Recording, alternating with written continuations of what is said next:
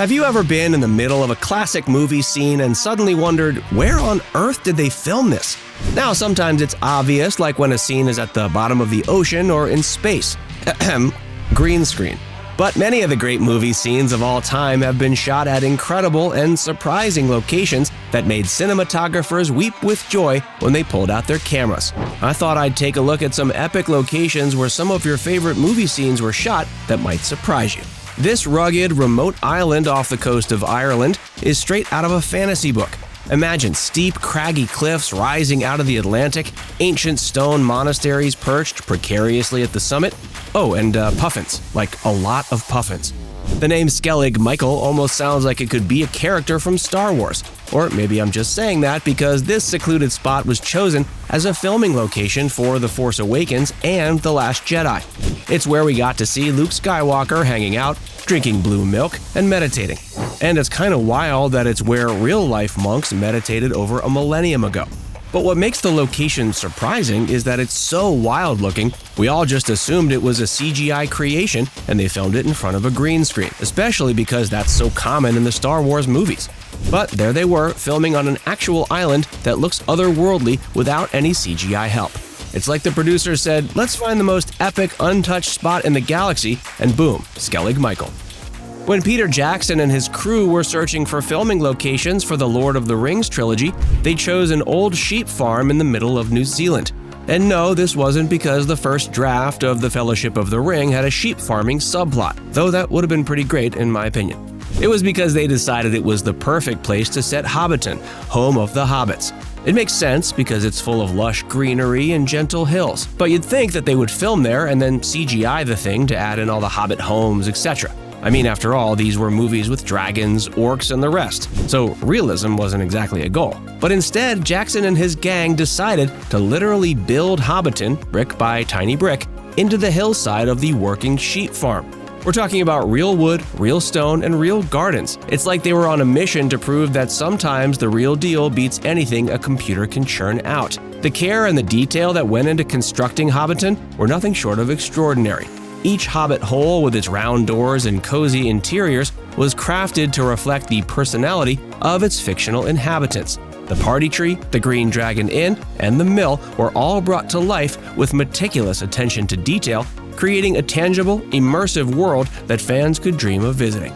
These steep, narrow stairs have become something of an urban legend thanks to their starring role in the 1973 horror classic The Exorcist. You know a movie's made its mark when a set of stairs becomes a celebrity.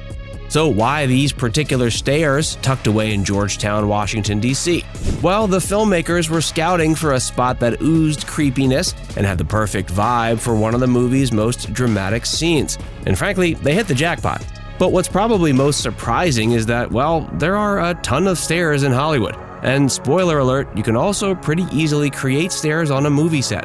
So why make the entire cast and crew schlep all the way to the East Coast? I guess there was something about these stairs that gave the eerie, foreboding atmosphere that the movie needed.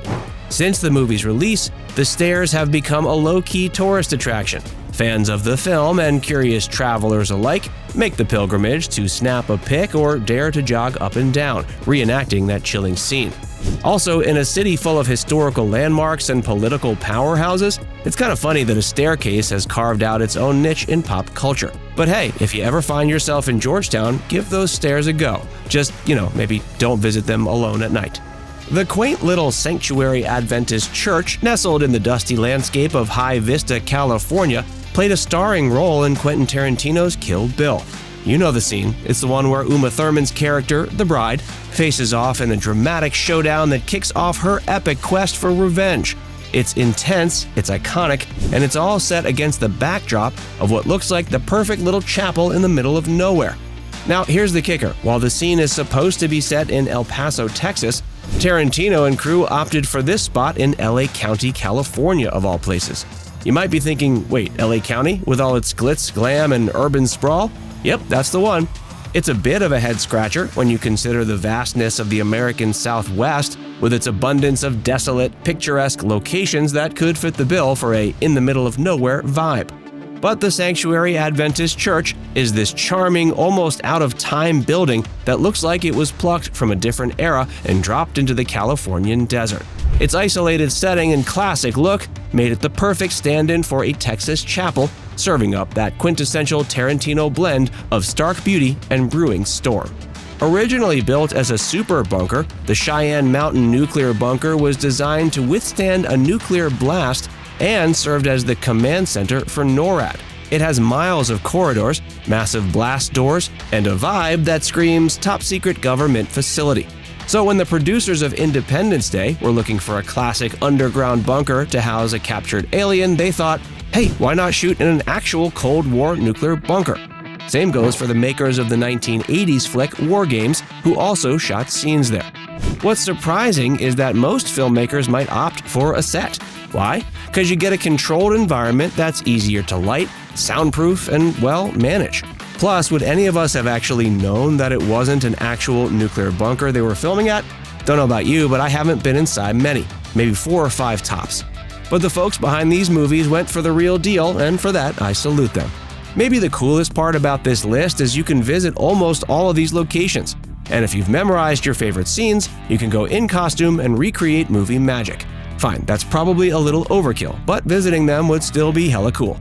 Do you know of any great or surprising locations where classic movies and movie scenes were filmed? Pop them in the comments section below.